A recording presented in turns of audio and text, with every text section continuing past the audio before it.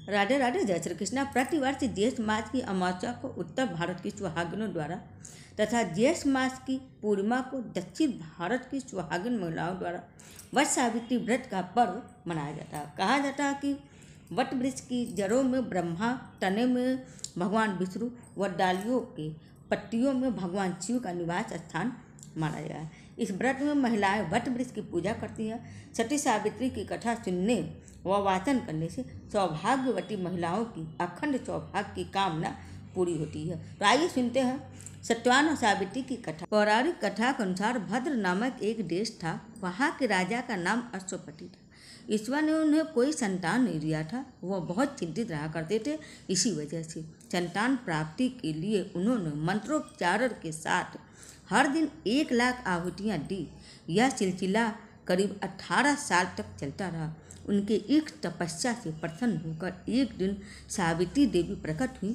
उन्होंने राजा को वर दिया कि हे राजन, तुम्हें एक तेजस्वी कन्या पैदा होगी। सावित्री देवी के वरदान स्वरूप कन्या पैदा हुई। राजा बहुत खुश थे। उनका सपना पूरा हो गया था। उनके चेहरे पर खुशियाँ लौट आई थी। राजा ने अपनी कन्या का नाम सावित्री रखा और वह बहुत ही बेहद रूपवान और सुंदर थी। हर तरफ से उनके रूप की चर्चा होती थी। लेकिन अपनी बेटी के लायक योग्य वर न मिलने से राजा दुखित रहने लगे। उन्होंने अपनी पुत्री से कहा कि तुम अपना वर खुद तलाश करो। सावित्री वर की तलाश में तपोवन में भटकने लगी। कई दिनों तक भटकने के बाद सावित्री को वर मिल गया, सत्यवान। दरअसल साल्व देश के राजा झुटमेसेन का राजपाट किसी ने उनसे छीन लिया था। उन्हीं राजा के पुत्र थे सत्यवान। देखते ही सावित्री ने सत्यवान को मन ही मन पति स्वीकार कर लिया। पिता अश्वपति ने भी सावित्री के फैसले का सम्मान किया। इधर जब नारद जी को पता चला कि सावित्री ने सत्यवान को पति के रूप में चुन लिया तो वह भागे भागे राजा अश्वपति के दरबार में पहुंच गए। राजा से उन्होंने कहा कि हे राजन, ये आप क्या कर रहे हैं? सत्यवान गुणवान है, धर्मात्मा है और बलवान भी है, लेकिन उनकी आयु बहुत कम है। 1 वर्ष के बाद उनकी मृत्यु हो जाएगी। नारद जी की बात सुनकर राजा अश्वपति चिंता में डूब गए।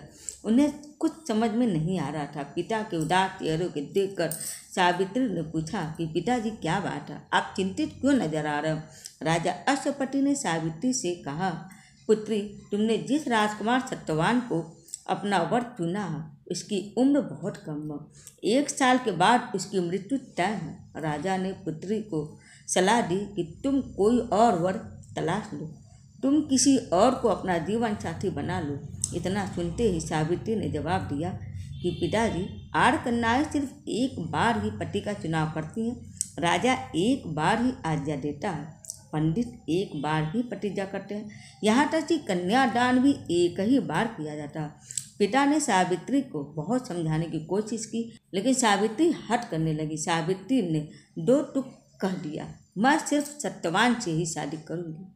अंततः सब कुछ जानते हुए पिता ने पुत्री सावित्री की शादी सत्यवान से कर दी। पिता के घर से विदा होकर सावित्री ससुराल चली गई। अपने सास ससुर की सेवा करने लगी। वक्त बीतने लगा। जैसे जैसे मृत्यु के दिन करीब आने लगे, सावित्री की बेचैनी बढ़ने लगी। सावित्री ने 3 दिन पहले ही उपवास प्रारंभ कर दिया था। उधर हर दिन की तरह सत्यवान जंगल में लकड़ी काटने चला गया। साथ में ही सावित्री भी गई। सत्यवान एक पेड़ पर चढ़कर लकड़ी काट रहे थे, तभी उनके सिर में बहुत तेज दर्द हुआ। बर्दाश्त नहीं हुआ तो नीचे उतरा। सावित्री अब सब कुछ समझ चुकी थी। सत्यवान का सिर गोद में लेकर वह सहलाने लगी। इसी बीच यमराज जी आए। सत्यवान को लेकर जाने लगे। सावित्री भी उनके पीछे पीछे चल पड़ी। यमराज ने सावित्री को समझाया कि यह विधि का विधान है, लेकिन सावित्री कुछ भी मानने को तैयार नहीं थी। वह यमराज के पीछे पीछे चलती रही। पति के प्रति इस प्यार को देखकर यमराज ने कहा कि तुम धन्य हो देवी, तुम मुझसे कोई भी वरदान मांग सकती हो।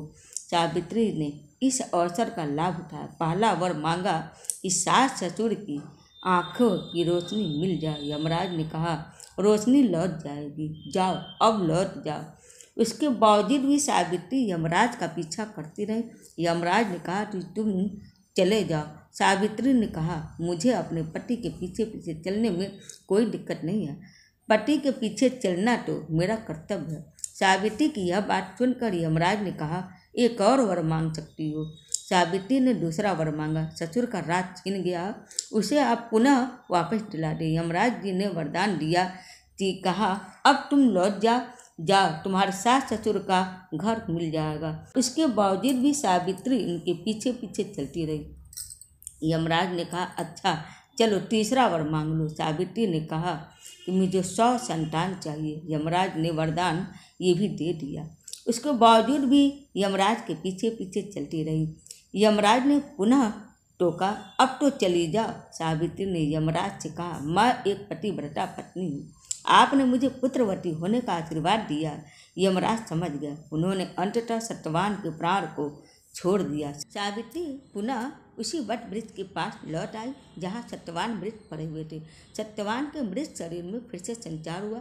इस प्रकार सावित्री ने अपने पतिव्रता व्रत के प्रभाव से न केवल अपने पति को पुनः जीवित करवाया, बल्कि सास ससुर को नेत्र ज्योति प्रदान करते हुए ससुर को खोया हुआ राज भी दिलवाया। तभी से वट सावित्री अमावस्या और वट सावित्री पूर्णिमा के दिन वट वृक्ष का पूजा अर्चना करने का विधान है।